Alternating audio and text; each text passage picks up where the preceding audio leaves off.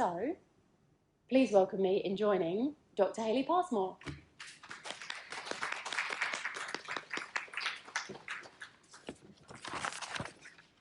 Thanks, Kelly. I'm not as tall as you are, so I have to move that down. Can everybody hear me okay? Yeah, perfect. Thank you guys for having me today. It's such a privilege to be here speaking to you all. And I'm a bit embarrassed that Kelly read that bio out because really it now puts high expectations on what I'm about to share with you for the next hour, so just drop those expectations a little bit. So I am a child health researcher at the Telethon Kids Institute here in Perth. Has everyone here heard of Telethon Kids? Yeah? Okay, so we are a child health research institute. We have a whole range of different research that happens there. We're based on site at Perth Children's Hospital, and we have lots of labs where we do cancer, cystic fibrosis, asthma, allergies, rare diseases, a whole lot of lab-based science. Then we have a lot of population health science, which is the area that I work in, where we're out in community working with real people, looking at different disorders and different challenges for children and young people and their families as well. So as Kelly said, I have been focusing specifically on fetal alcohol spectrum disorder and now moving more into neurodisability more generally. So I'll introduce you into what I mean with those two terms. A couple of things. I feel so grateful to be here on the Budja, the land of Noongar Whadjuk people. This is the land that I live and work on, and I feel incredibly privileged to live here. I mean, you just look around and see how beautiful it is today. This location is just stunning. And I flew in last night from doing some work on Kaurna country in Adelaide and flying in over the Derbarl Yerrigan and the Swan River. It's just the most beautiful scene that we have here. And really just reminded me of how lucky we are to be on Noongar Whadjuk. I really want to acknowledge Noongar people as the traditional custodians of this land, but particularly at the moment with the huge amount of collective grief that the Noongar community is going through. I'm sure many of you are aware of some of the loss of the young boy recently, and that is something that I know is very profound for Noongar people, but also shared amongst Aboriginal and Torres Strait Islander people across Australia, and hopefully by non-Aboriginal people as well. I also, because I'm a health researcher, but I work in the justice area, I think it's incredibly important to acknowledge Aboriginal and Torres Strait Islander people as the first health practitioners of this land, but also the first lawmakers of this land. And the contribution that they will always have and will always make as lawmakers and health practitioners, whether that's through the Western systems that we use or through traditional systems, is incredibly powerful. And I feel so, again, so grateful to just be having a conversation about this and be allowed to be invited into this space as well. I have two other acknowledgements I'd like to do before I jump into it, and that is of people with lived experience of disability and particularly neurodisability. That's something that only those people can understand, how they experience the world, and it can be incredibly challenging for other people to even comprehend what makes life like and how our society is just not making things accessible for them.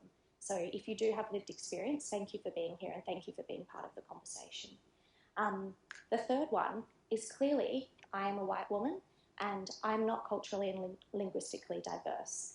And again, I can't ever understand what it's like for people who are culturally and linguistically diverse to go through the world, particularly in a world that is set up with white supremacy and white privilege throughout all of the systems that we have.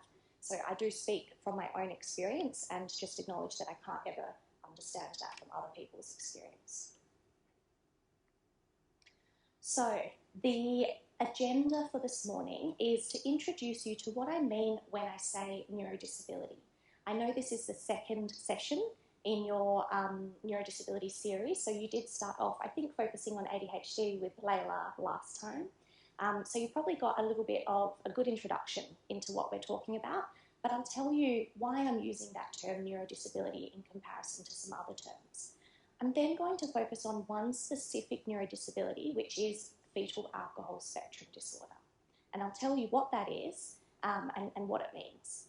Then I'm going to focus on some particular research that we've done here in Western Australia in the Youth Detention Centre. So looking at disabilities amongst young people at Banksy Hill Detention Centre and what we found and what it means for these young people. And then we're going to finish off with some strategies and resources regarding FASD and neurodisability generally. And then I'll pass over to my favourite co-presenter, Neil Reynolds, who you'll hear a little bit about just how incredible he is in the second half of today. I'm really happy for you guys to stop me and ask questions if there's something that you want to know. So feel free. I'm very happy for this to be interactive. I don't just have to speak at you for an hour. I know how tiring that can be. So I'm going to start off by just explaining what I mean by the term neurodisability. So you guys would hear all these different terms, right? We have the term neurodevelopmental disorders, cognitive impairment, intellectual disability, neurocognitive impairment, neurodiversity, and I'm using the term neurodisability today. And I want you to know that for us as researchers in this space, it is just as confusing. So all these terms are used all the time, it's interchangeable, and there's not a lot of consistency that happens. I've chosen to use the term neurodisability because it's quite a large term. It covers a lot of things, and it includes disorders that someone can be born with, so it's congenital, or it can be something that is acquired, like a traumatic brain injury. There's a number of different disorders that sit under the neurodisability category. These are things you might be really familiar with. So autism spectrum disorder, attention deficit hyperactivity disorder, intellectual disability, language disorder, and traumatic brain injury, but also fetal alcohol spectrum disorder as well. A real key point to note is that most individuals that you are working with that have a neurodisability will not have had that neurodisability formally recognised or diagnosed. So there are many, many people with neurodisability who are undiagnosed or who have been misdiagnosed as well. Now, there is also the term neurodiversity, which is a beautiful term. I love that term. It really captures the fact that we are all different and we're all diverse in how we interact with the world. I've chosen to not use neurodiversity, which I know is often preferred amongst people with lived experience, because I'm talking about kids in the justice system with such severe disabilities that affect the way that they interact with the world every single day. And as service providers, we need to recognise that our society is not set up to be accessible for these young people, and therefore they are at a disadvantage and they are dealing with disability. So that's the specific reason why I'm using this particular term. Okay, so let's move on to focus on fetal alcohol spectrum disorder and alcohol in pregnancy. Now, there are lots of reasons why people drink during pregnancy, and whenever we talk about alcohol in pregnancy, we really need to be aware that we're not adding to any blame or stigma for things that have occurred in the past, but we're focusing on how to support the child or the young person and their family moving forward. So it could be a coping mechanism, it could be a dependency, it could be something that they're forced or coerced to do by those around them, or it could be the main reason why people drink during pregnancy, they don't know it can cause harm. So we really need to focus on the steps moving forward. Out of curiosity, how many pregnancies in Australia do you think are exposed to alcohol at any time during the pregnancy? Was that 80? 80? Someone said a lot, someone said 80. Anyone? 90? Anyone think, oh, these are big guesses, I thought it would be 20%? Yeah? Yeah? I normally do get lots of guesses from right up in the 20s to up to 90. So this is some 2016 data that shows 60% of pregnancies across Australia are exposed to alcohol. That's at any time during the pregnancy. And this is based on self-report. Now, a lot of people would say to me, that 60%, that's just happening before the person knows they're pregnant. And that's not always the case, because 1 in 4 pregnancies, 27%, are still continuously exposed to alcohol once the pregnancy is known. So it's not just happening in that early period. And there's a lot of reasons, as I've said, this is happening, but we still hear of health professionals saying to people who are pregnant that it's fine to drink during pregnancy. they still are saying that, yeah, you can have 1 or 2 drinks a week. And we've done research with midwives, obstetricians, GPs, and we know that they are picking and choosing who they will have these conversations with. And I'm quite transparent about this. They'll say, oh no, I didn't tell that woman not to drink because she's educated, she'd know not to do that. And it's just not the case. So the message is still not out there like we need it to be. And the reason why this is important is because alcohol, I'm sure we all know, it is a toxin, but it's also what we call a teratogen, which is something that does cross the placenta. The placenta doesn't filter it out by the person who's pregnant, and it does get through, or can get through to the fetus. And because that fetus has underdeveloped organs, it can sit in that fetus's blood at a higher blood alcohol content and for longer periods of time. So it's not getting filtered out in the same way that it might in our adult bodies. Other teratogens are things like mercury, lead, prescription substances, and then illicit substances as well. Now this here you can see a chart of the fetal development from conception right up until birth. And what we know is that there are different things developing for the fetus at all stages of the pregnancy. So in the first trimester, that's when a lot of our organs are developing and our facial features and our skull is developing. And as you go on, different things are happening.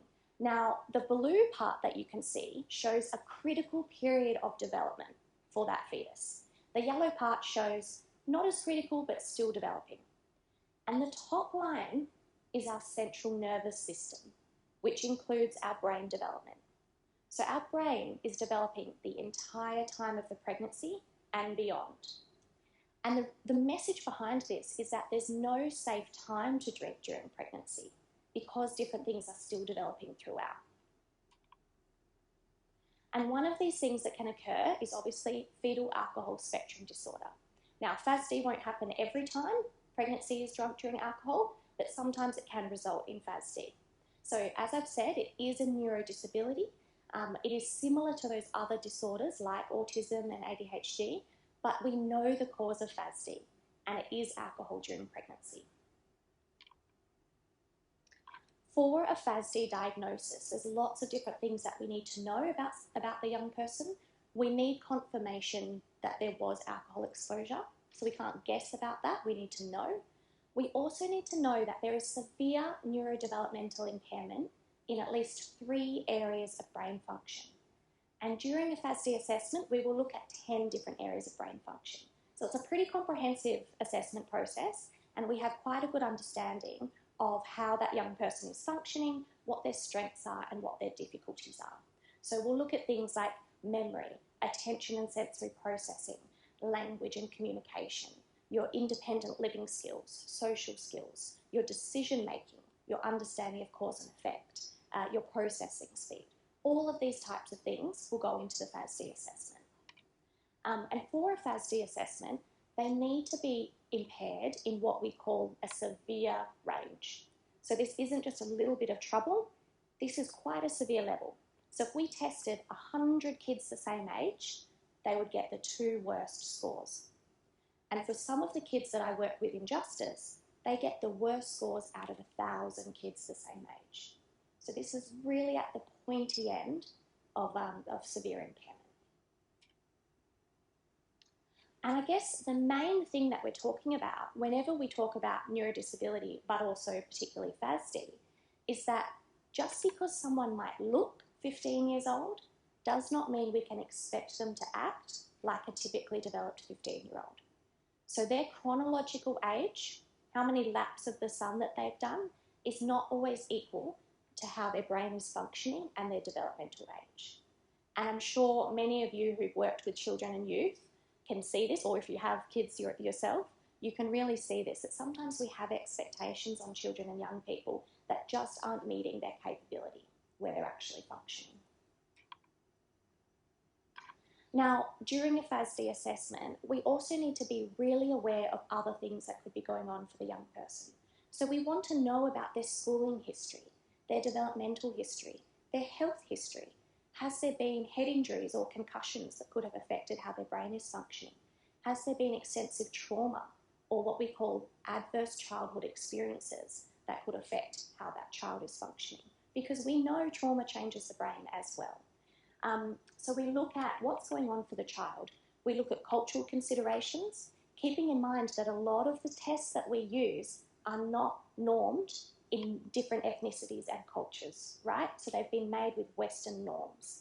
And so we definitely don't have tools that are appropriate for Aboriginal people, let alone the broader Australian population. We look at different languages that are spoken because, again, these assessments are often done in standard Australian English.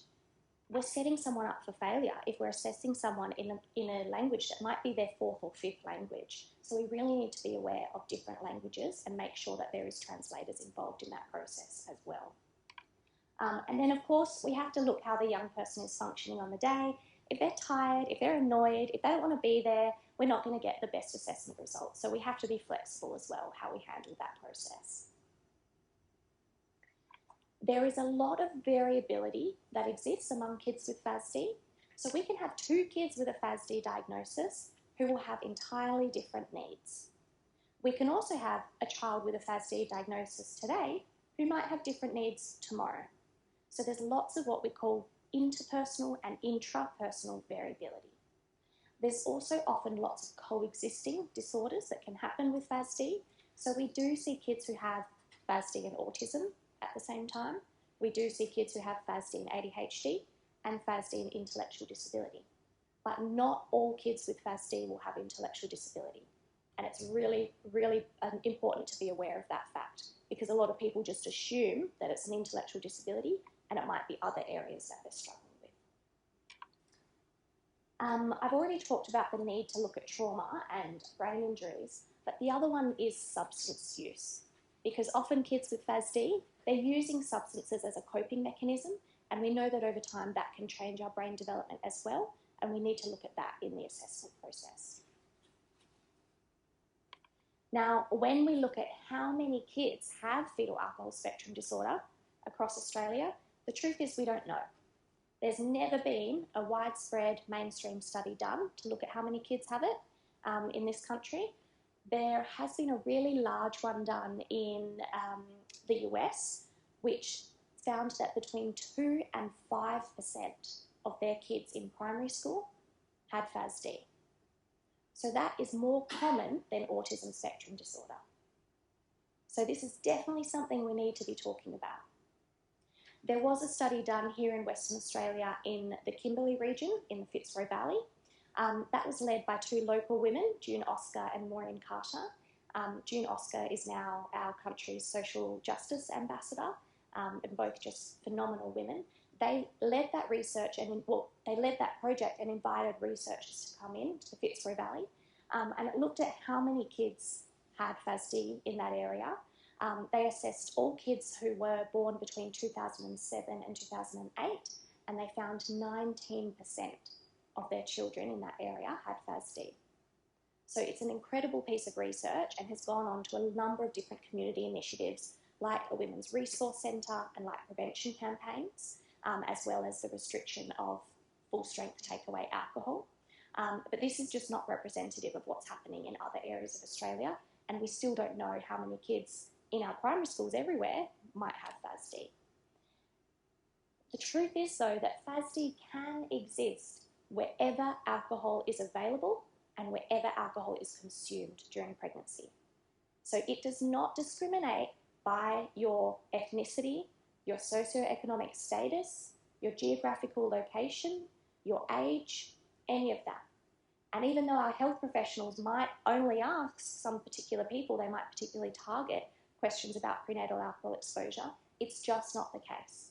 And my assumption is that we have lots of kids who have autism and ADHD diagnoses in, Perth metropolitan middle-class families who haven't been referred for that FASD assessment, and they might have the wrong diagnosis.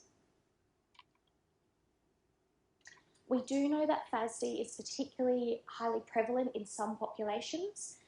We know that amongst children who are in care, there's likely to be high prevalence of kids with FASD. Also kids who are involved in special education needs settings. and also individuals, children and youth, who are involved in psychiatric facilities. So we definitely need those systems to be aware of it at a bare minimum, and then, of course, overrepresentation in the justice system as well. And I've already talked about many young people won't have a diagnosis.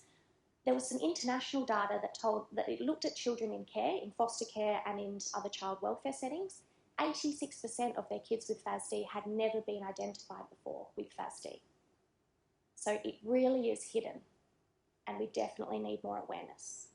And I've talked about the fact that health professionals still don't know, but there's also huge concern about adding to the stigma associated with FASD. And that's why we need to get collectively better at talking about alcohol use in pregnancy. Because we talk about how smoking in pregnancy, there's been a real shift in that language and that discussion. We're not talking about alcohol in pregnancy in the same way. Yeah.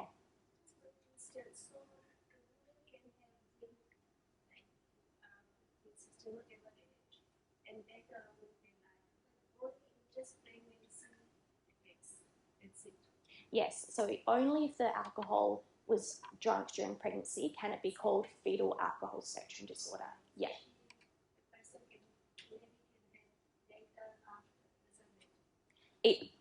I wouldn't say it doesn't matter. That's not. But yes, but it can't be called fetal alcohol spectrum disorder if it wasn't in that period. Yes, while the fetus was developing. Yes. However, there is a lot of research that shows that alcohol use while planning a pregnancy, so before you actually fall pregnant, can have detrimental effects on the health of the child as well. It wouldn't be FASD, but it could be other things that is passed on. So the national guidelines say the safest choice while planning pregnancy, while during pregnancy and while breastfeeding is to abstain from alcohol use.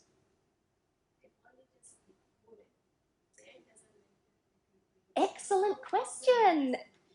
It does matter because there is evidence that shows us that alcohol changes the quality of the sperm that is passed on. Yes, excellent point.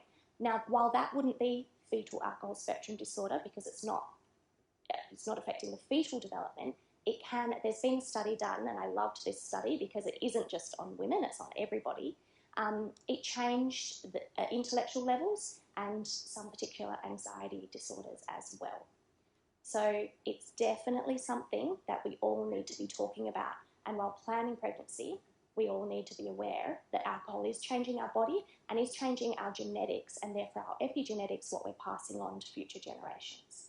So definitely something we should all be talking about. Thank you for bringing that up. So for kids who have FASD, we can see a range of different disabilities or challenges amongst the young people. So we often see young people who are impulsive or hyperactive. We see kids who have trouble with maths. So abstract concepts like maths and time and money can be really hard for these kids to understand. Issues with memory, issues with understanding cause and effect, so consequences for their actions, and lots of issues with understanding social rules or expectations. So they can be misled or manipulated by their friends or by those around them. Now, this is what we call the common challenges. Yeah? So it's easy to see why they get misdiagnosed. So that the autism. Exactly. There are huge similarities, as we said. So autism would really be focusing on those social challenges and the sensory processing challenges, and people with ADHD and the impulsivity and hyperactivity, as well as inattention. So you're completely right. That's why it's misdiagnosed so often. Yeah. So these are the common primary challenges. We then have a lot of secondary challenges that can result. So we hear of kids having early school disengagement in year 1 and year 2. So kids here in Perth metro area are getting suspended and expelled for challenging behaviours that are later found out to be because of FASD. We also hear of kids having issues with drug and alcohol use because they're struggling so much to interact with the world. They use drugs and alcohol as a coping mechanism. We also hear of kids really struggling with homelessness and employment, so getting a job but then keeping that job, and also with their mental health. So I know Neil's going to talk a little bit more about some of this research, but we know kids really struggle with self-esteem and their confidence with FASD. So it's definitely a link here going on between mental illness and young people with FASD. And then, of course, engagement with the justice system, not just as offenders, but as victims as well. Now, there has been some research done in Canada and North America which looked at how many kids in their youth detention centres might have FASD. And they found the highest amount was 23% of kids in youth detention having FASD. I want you to remember that 23% when I tell you what we found here in WA. We also know that kids with FASD are 19 times more likely to be incarcerated when compared to a young person without FASD. So there's a link, there's a big link here going on between FASD and justice involvement. But prior to our research here in WA, it had never been looked at in Australia. And that is why we did the Banksy Hill Detention Centre study. Now, who here has heard of Banksy Hill Detention Centre? It's been on the front page of the paper for the last couple of weeks. And I won't shy away from that, but I also won't delve too much into it because I'm just going to focus on the research today. I will start talking and ranting and never stop, so it's probably safe for everybody as well as my career. But I will just start with some acknowledgements with the study. The young people, the kids at Banksy Hill, led us into their lives for the several years that we were based on site there. And they were so gracious with the stories that they told us, the information they shared with us, even a lot of it without us even asking or prompting for it. And I've had some of the best days of my life with these young people. And it's something that I know is a huge privilege to say, knowing that it's some of the worst days for the kids from their lives. But also with the staff at Banksy Hill who really let us in. This is the first time research has been able to do such an extensive study in Australia, and that access is something that we don't take for granted. The bit that I have to say legally is I'm not a Department of Justice employee. Anything I say is on me and on Telethon Kids. Don't hold the Department of Justice accountable or the Department of Communities. But the important part is that all the kids you see in the photos or videos that I use, they're all paid actors, so they're not actually under the care of those departments. Now, our study at Banksy Hill had three main objectives. The first was to find out how many kids had fetal alcohol spectrum disorder in youth detention. The second was to develop training resources for the youth justice workforce so that they could understand and manage the kids more appropriately. And the third part was to look at what that experience was like for the young people going through the research. So was it helpful or harmful for them? And my colleague, Dr. Shirin Hamilton, another old woman, did that third part, and she won Aboriginal Student Scientist of the Year in 2019 for WA for that work. And it's a beautiful piece. Well, there's many different parts to it, but it tells the stories of how hopeful these young people were and how families said that they were so grateful their kids were finally understood in a way that others would then be able to respond to them more appropriately. So very happy to share that with you if you're interested later. Now, Banksy Hill Detention Centre is the only youth detention centre for our entire state of Western Australia. It is for kids who are 10 to 18 years old. If you think about the size of WA, it's based here in Perth. That means that some kids are so far from family, from country, and from home. Most other states and territories in Australia have at least 2 centres for youth. Some have up to 6. I've been to many of the centres around Australia, and so it is quite a unique setting that Banksy Hill has, being the only one. It has kids who have been sentenced to detention, so they've gone through the court process, been found guilty and been given a sentence, but it also has kids who are on remand. So they haven't been given their sentence yet and they have no idea how long they're going to be in youth detention for. So they're in a bit of a limbo period. It also has kids who have just been arrested and haven't yet been found guilty. So there's quite a diverse number of legal needs amongst the kids. There's different legislation about what kinds of programs and therapy the young people can be involved in depending on where they are in the system. There are girls and boys in the same centre, in separate areas. And I'm trying to think if there's anything else you need to know about Banksy Hill by itself. Any other questions about Banksy Hill specifically before I move into the actual research side of things? Okay. To participate in our study, young people had to be sentenced. So we couldn't see kids who were on remand or who were under arrest. They had to be sentenced.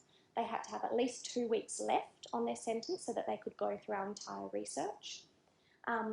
They had to have consent from themselves first. So we always asked the kids first if they wanted to participate in the research. It was their choice always. And we used lots of different visual tools and lots of pictures to explain to the young people what the research would involve. We also had to have written consent from their parent or caregiver out in community. And if you think about, again, the size of WA, that meant that we were talking to families across the entire state, and getting that piece of paper sent in from families was a huge project in itself. Sometimes families would say, I left it at a petrol station here, so they're going to post it into you, and you'll get it in 2 weeks. And yeah, so we were able to do that for 113 kids over a 2-year period of 2015 to 2017. We had to have final approval from Banksy Hill as well, although out of all the kids that we assessed, there was only one young person that they didn't give that approval for. So over those 2 years, we had 166 kids eligible to participate, and we invited them all.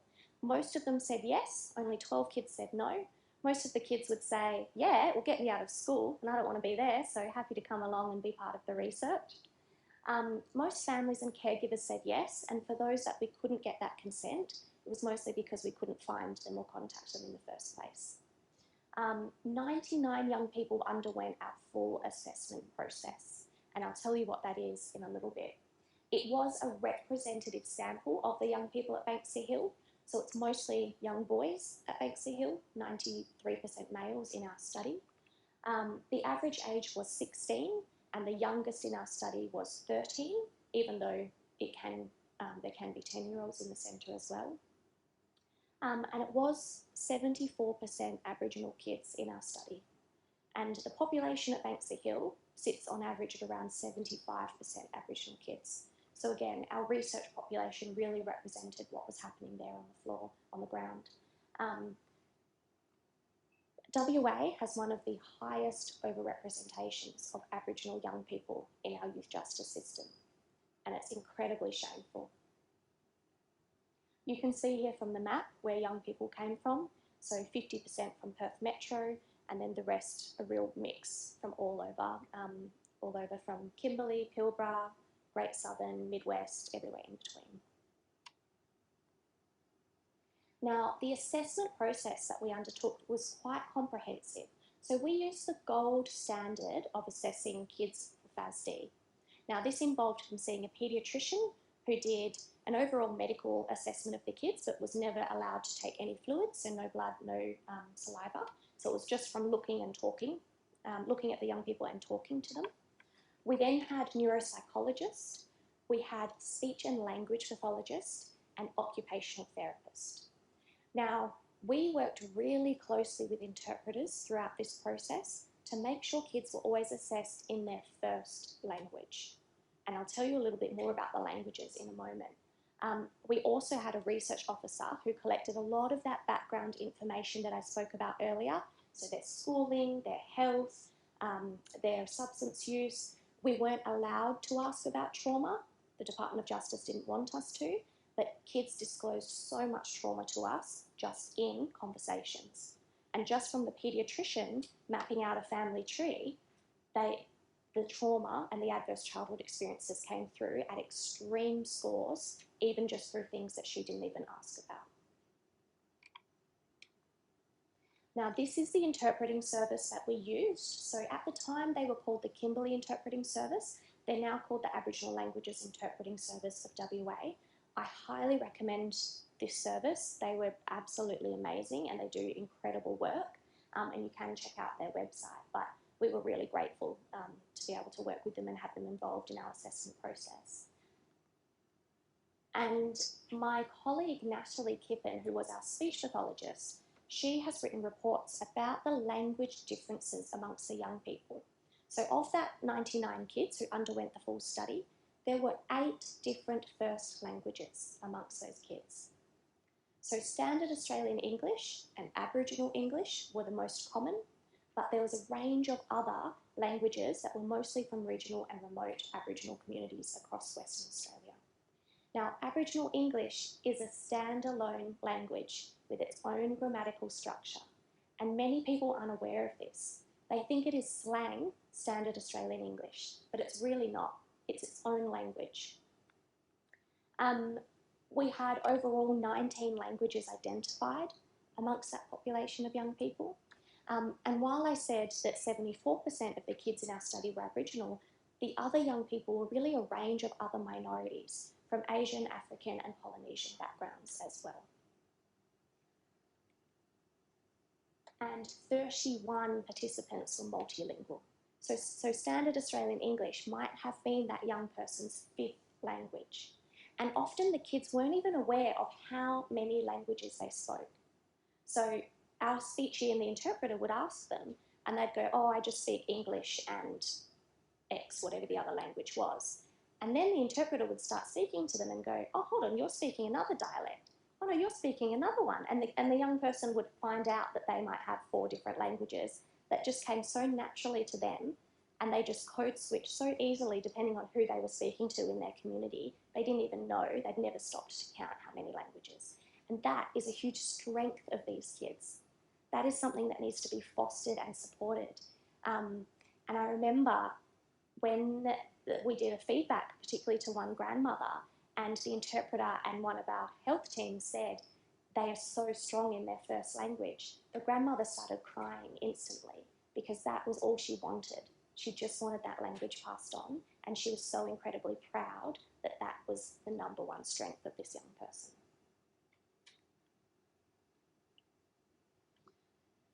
Now, of that 99 kids that we assessed, we found 36% had fetal alcohol spectrum disorder. Who remembers what was previously found in Canada? 23, 10 points at the front there. Yes, so we found 36% here.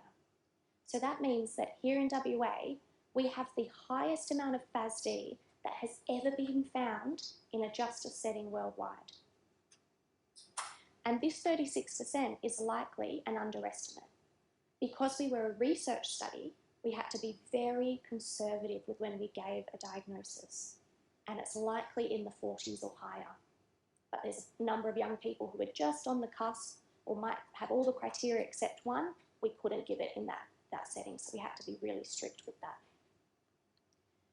This 36% really is shameful. The more shameful part is that of this 36, only 2 kids had their Ph.D. recognised prior to our study. And both of those 2 kids had only been diagnosed because they've been involved in other research studies. So not from any of the education, health, community services that they've been involved in prior to getting into youth detention. Now, this is just fetal alcohol spectrum disorder. Of all the kids that we assessed, the whole 99, 9 out of 10 of them, 89%, met a severe range of impairment in at least one area of brain function. So we're talking about a population of kids that have brains that are not typically developed, but they've gone through all of these systems and services and legal processes being expected to act in a way as if they were typically developed. This was the part that really shocked our team, because we expected to find fetal alcohol spectrum disorder. We did not expect to find 9 in 10 of the kids in youth justice having a severe brain impairment. And that was just in one area. So most of the kids were severely impaired in multiple areas at once. 65% were severely impaired in 3 or more areas of brain function, and 23% of the kids severely impaired in 5 or more areas, and some kids in 7 areas all at once. So again, these are not typically developed young people. You can see here the range of different areas where these neurodevelopmental impairments existed. So the number one challenging area was academic skills. So that's our basic reading, writing, maths, and spelling. But that was really closely followed by our attention and sensory processing, our executive functioning, so that's what helps us understand consequences and cause and effect and plan ahead. It was followed by language and communication and memory. So these are skills that the kids would need every single day, and they're functioning in a severe range of impairment, whether they have Ph.D. or not. So it isn't really just about Ph.D., but it's about neurodisability and unrecognised neurodisability across the board.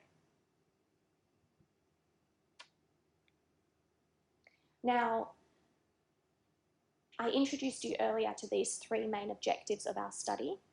The second one here, developing training resources for the youth justice workforce, that was my job in the study, that's what I did. And we really were aware from the beginning that we needed to make this research relevant to those who it mattered most to. So we needed to train the youth justice workforce about how to recognise if these kids have these challenges and then how to support them. So I spent about 7 months working for the full 12-hour days that the custodial officers do, youth custodial officers, out at Banksy Hill.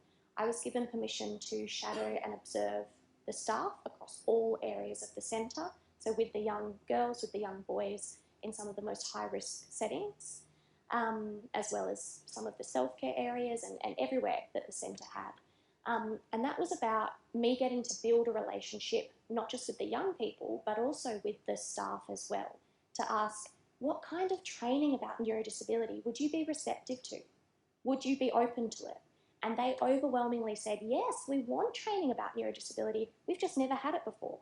And if we're dealing with a population of kids who have 9 in 10, a severe impairment, they deserve to have that information about neurodisability. And so I ended up developing what is now called Reframe Training. It's a workshop that involves watching videos that were filmed on site at Banksy Hill. And they focus on different areas of brain function and how to support a young person with that particular area of brain function. It's very practical, doesn't focus on diagnostic terminology, it just focuses on how to support the kids. And what I've included today is the first part of that training, which is a short film. And the film shows the day in the life of a young person with unrecognised disability. It could be Ph.D., it could be something else. The film is about 6 minutes long, and we will play it shortly. We've just got to change some, yeah, thanks Layla. We've just got to change some chords over to do so. But I want you to know that there's nothing too triggering in this. There's no blood or injury. It's just a little bit loud. So if that makes you feel uncomfortable, it might be a good time to step out. But apart from it being loud, there's nothing else that should be too concerning.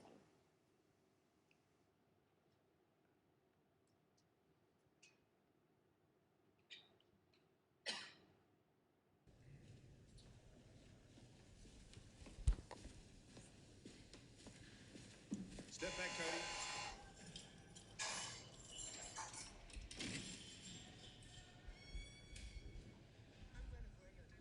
Hey, shoes, mate.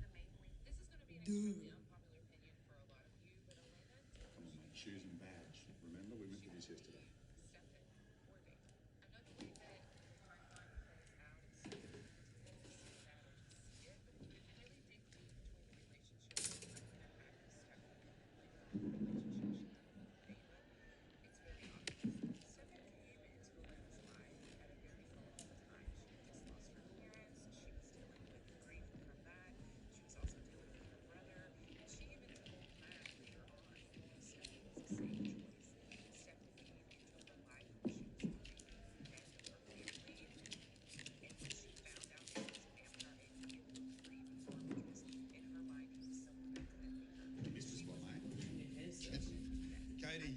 rubbish today.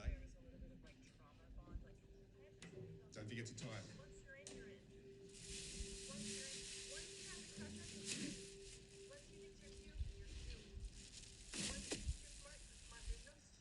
AJ, give me a yellow one.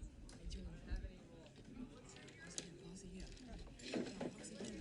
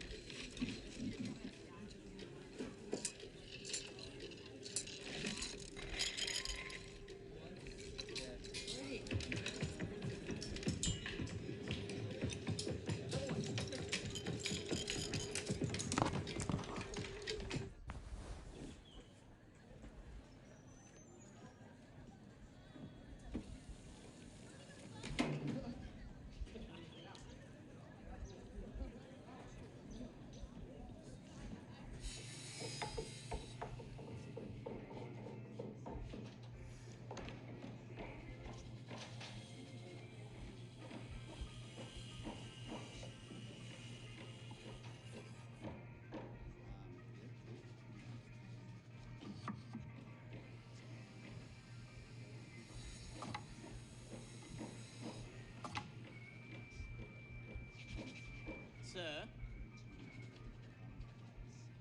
Sir, I need help, sir. Mate, just keep going for a minute. You're there in a tick. A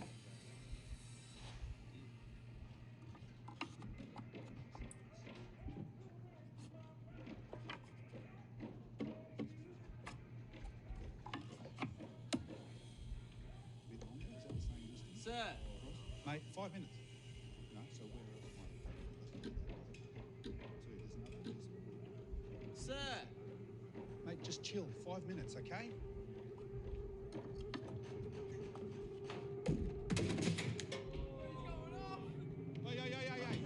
Hey, what's going on, mate? I got a code granny in the workshop. You out now. Come on. Come on. You wait there. Just wait there, mate.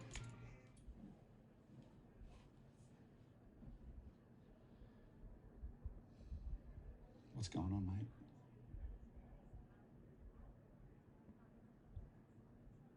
He hit me.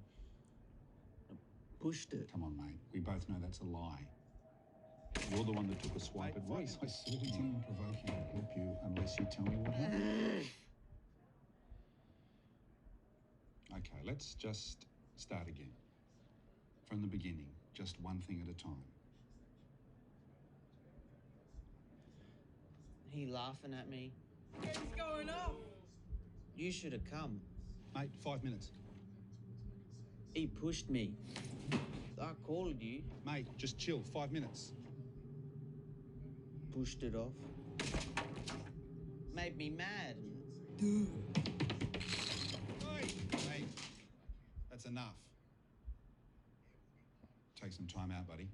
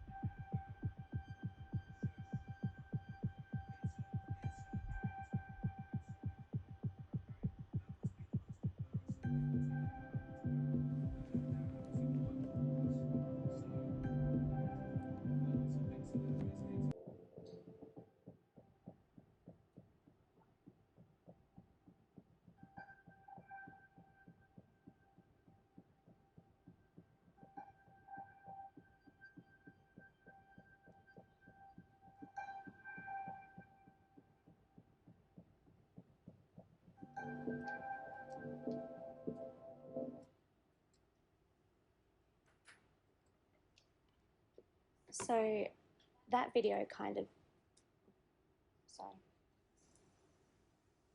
So there we go, thank you. That video really sets the scene for the conversations that we would have in a typical Reframe workshop, where we really want other people to see what it's like from that young person's perspective. And we would talk a lot about that classroom scene, where there's a lot of different things happening. It's really overwhelming. There's loud noises, there's bright lights, and the child or the young person can't focus on what's in front of them because of all those distractions. And if you've never lived the world that way, you can't understand what you can't even begin to understand what it's like. Now, whenever I play that video to politicians, I turn the sound up real loud, because I think if we can't even listen to it for 6 minutes and feel overwhelmed ourselves for 6 minutes, how can we even think about it from these kids' perspectives? I know that film sometimes brings up a lot of emotion for people about just how sad it is, and I often have people tearing up. So I hope that if that is the case for you, you can just check in with yourself and remember to do something kind once you leave today. I'll move on now to focusing on strategies for support. So there is something internationally that we call the 8 magic keys of supporting a child or a young person with Ph.D. Now, these are not rocket science. These are really basic principles. They just need to be applied and to be consistent. So the first one is concrete language and terminology, saying exactly what we mean. And I think in Australia, we use a lot of phrases that are metaphors or figurative language or sarcasm. We say things like, look what the cat dragged in, or your mum would hit the roof if she found out. And these phrases don't make sense for kids who have language problems, let alone language difference as well. And I'm sure those who have English as an additional language are thinking, yeah, I've had to deal with a lot of these phrases over a number of years. Yes, yeah. That's it. That's it. And we don't even realise it. We say them, and like I'm someone who works in this space, and I'll run a workshop, and I'll have already picked up on 3 different phrases that I've used that are like those figurative, metaphorical languages, even when I'm trying not to use them. So it happens all the time, and I apologise if you're ever in a workshop and have to deal with that. Mm. If they have ADHD or anything, because one of our colleagues, so my son, one day she said, "This is bloody good." So she said that he was so confused for 1 hour, just asking how bloody can be good. Yes. So bloody is bad, and you say bloody good. Why? And why my teacher, why my friends say these 2 words together? So it can be confusing for even first time. Absolutely, that's a great example. Thank you for sharing. Yes, so we have language disorder and language difference. Both combined can make things really challenging. We need consistency. So we need to be applying the same strategies in a consistent way. And for kids who are involved in lots of different services at once, who all have different ways, that can make things really challenging. We need repetition. Who loves getting a reminder about an appointment that they would have forgotten otherwise? So we need group repetition. These kids need even way more repetition. We need routine. So we need to be able to help reduce anxiety by telling the young people what the expectations are. We need to keep it simple. Use simple phrases and simple words. We need to be specific. So 1 thing at a time, not lots of things at once, step by step and specific instructions. We need structure around what we're doing, and we need supervision. So to be able to watch that young person and provide feedback and support. So in the short film, we have the young person not being able to tie up a bin bag. Now that might be because of a motor impairment, which can be common for kids with Ph.D., a fine motor impairment with his fingers. if the officer did remind him, he said, don't forget to tie up the bag, but he then didn't supervise and watch to see that task carried out until the end. And so the young person wasn't able to complete the task. I also have included here a beautiful visual aid about why it's important to use visual aids. So when you get the slides afterwards, if that's the case, you'll be able to have a look at this up close, because visual aids support everybody. And again, even if there's language differences, a picture can be so much more valuable than all these words on a page. So really clear visuals. And visuals don't have to be printed in colour and laminated. A pen and paper or post-it notes can be really powerful, because young people could tell you a story with the post-it notes and add in missing bits of information and move them around once they've got the time to process that. So pen and paper is just as important as a colour visual aid. And overall, the strategies that will work for a young person with neurodisability, whether it's FASD or not, is firstly reframing the idea that it's not just that a young person won't do something for us. Perhaps they can't. Let's get curious about, is it not that they won't, maybe they can't. If we then modify our expectations around them to be more appropriate to their developmental age, rather than the way that they might physically appear. And then, wherever possible, manage the environment around these young people. I'll leave you with a couple of resources for more information. Now, there is an excellent website in Australia called the FASD Hub. So it's fasdhub.org.au, and I've got some flyers at the front for it. FASD Hub is the go-to place for information about FASD. There's lots of videos on there, things from people with lived experience, things to health professionals and teachers, as well as other community service workers. It's the one-stop shop, they call it, for evidence-based FASD information. Now, the website talks you through, well, there's lots of different things, but it can tell you what is FASD, it can tell you about alcohol and pregnancy, has lots of e-learning modules, but I think probably the best thing about it at the moment is the webinars that they're hosting. So free webinars that you can register for that focus on a specific thing and give you lots of information about that thing. I know Neil and myself have both been guest speakers on those webinars, and they're really comprehensive. So if you register to their newsletter, then you'll get information about that. The other thing is that the FASD Hub has resources in 10 different languages, and I've brought copies of all 10 at the front that you can take away with you. And so basic information about alcohol, pregnancy and FASD in different languages. There's also a translation service that you can contact the Hub about, and they can, a national translating and interpreting service. So if you want access to that, feel free to get in touch with those at the FASD Hub. The main person is based here in Perth, and she is just absolutely lovely and sent me all of this information for today. And if you want to take a quick photo of the contact details, although as I said, I do have flyers, so you don't have to do that now.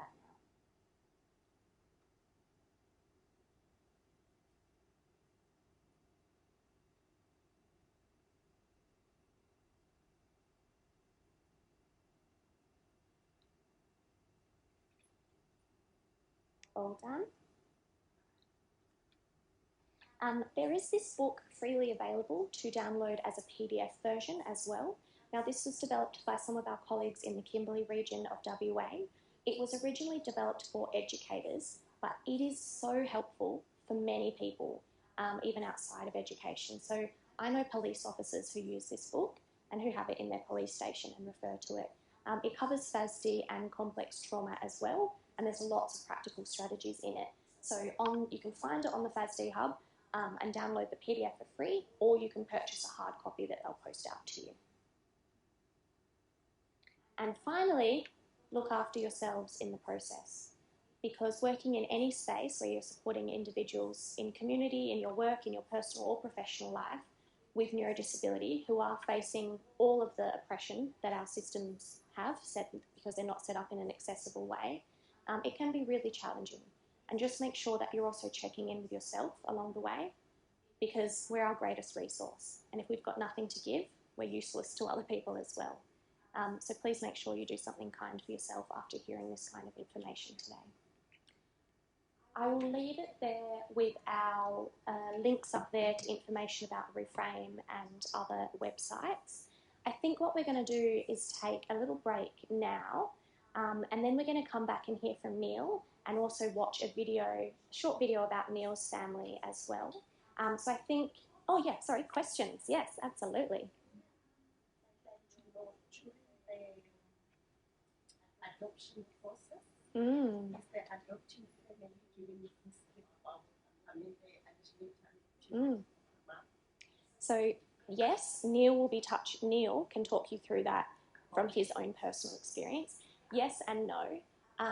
Confirmation of prenatal alcohol exposure can also be given either from birth parent or from someone who was present throughout the pregnancy. So it can be someone who actually witnessed that prenatal alcohol exposure. And yes, we might get that information in a range of different ways. It might be passed on through medical records, but usually wouldn't be, and it would really depend on the situation of that child who's going through the foster care system. I'll let Neil talk about it from his own experience, but it really is a case-by-case basis, because sometimes it might exist and sometimes it might not exist, and needs, through the assessment process, further investigation as to whether that occurred. Now, that should really only be asked by someone who has training in how to do so. We need to make sure conversations about prenatal alcohol exposure are appropriate and safe. So I recently spoke to some teachers, and this one person said, oh, okay, so I'll start asking all the parents about prenatal alcohol exposure. And I said, no, absolutely not. So we have to make sure it's done in a safe way. Great question. Okay, we will have question times at the end. So I think we'll take, is it 5 minutes now to get a cup of tea, go to the bathroom and come back, and then you'll hear from Neil. Thank you.